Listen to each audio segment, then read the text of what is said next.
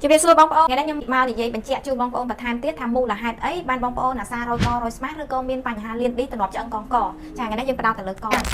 con nó cứ dân miên chapi crown rồi các bạn ấy rồi hột đo smart nè bóng bóng là dân miên tăng bị si muối rồi hột đo si bằng pì chẳng bành hà phía trên cứ cắt lang mau pi giảm bọt dân phải trăm ngày cứ mau bị khuôn dân ngày ở bên mau pi nẹp nạp xe nhỉ không cạn này để mau pi cạn này xe cứ chúng ta dân chụp cứ nãy trả cho ấy nắng bàn tay bài sắp phía rồi cứ mau pi lên cài bao dân tay mặt đòn cứ mau pi giảm bọt bao dân phải trăm ngày nhưng lượng cái ho muối mau pi tụ sạp năng mỏng cứ nhom tay sầm quá khơi hay nhom còn chia để chùm nến cái dân ai đang mong bị promo là hai việc chán cứ mau bị tủ sạp rồi có công tớ rồi có càng nghi ấy để bóng ôn trơn ngột tràn dù chả ôi thì họ tha tủ sạp đang ngồi bóng ôn nhạc khác còn ọt mơ che tề có ọt rẽ xa tụm rồng còi trăng tề còn mơ ao khăn chân tư chả chuyên cá còn mơ cách co chân tư đại chỉ tụm lọt 100 ngày du khai duឆ្នាំនឹងធ្វើឲ្យអង្គបបងប្អូនផ្អៀងឬក៏ស្រត់ឬក៏លៀនទីហើយទី2ទៀតគឺការនិយាយទូរស័ព្ទការនិយាយទូរស័ព្ទភាគច្រើនយើងអត់សូវនិយាយបែបនេះចាយើងអត់មានដាក់និយាយបែបនេះទេគឺយើងភាគច្រើនគឺនិយាយបែបនេះចានិយាយបែបនេះការយើងកាយវិការផងកផងកាច់ផងប៉ុន្តែនៅតែមិនចាហៀងខាងហ្នឹងហើយបងប្អូនណាដែលធ្លាប់ដាក់ទូរស័ព្ទបែបហ្នឹងសូមដូរទម្លាប់ចាកុំប្រើទូរស័ព្ទបែបនេះចាពីព្រោះមូលហេតុដែលធ្វើឲ្យបងប្អូនមានបញ្ហាកហ្នឹងហើយមួយទៀតហ្នឹងគឺអ្នកដែលគាត់ចូលចិត្តនិយាយបែបនេះ